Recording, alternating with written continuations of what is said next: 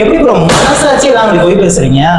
வெறும் 30 நாளில் தனியாக கடை வச்சு நடத்துகிற அளவுக்கு எனக்கு கெப்பாசிட்டியை வளர்த்து தரேன்னு சொல்கிறாங்க. இதை உங்களால் நம்ப முடியுதா? அப்படி நான் நம்பாமல் விசாரிக்க வந்த ஸ்பாட்டு தான் தோஸ்து மொபைல் சர்வீஸ் சென்டர். அதை கிளியராக புரிய வச்சாரு, கேளுங்க. இங்கேருந்து நீங்கள் சென்னை, பெங்களூர், டெல்லி அந்த மாதிரி நீங்கள் பழகிறதுக்கு என்ன மாதிரி அட்வான்ஸ் டூல்ஸ் வச்சிருக்காங்களோ அது எல்லாமே இப்போ நம்ம மதுரையிலே வச்சிருக்கோம்.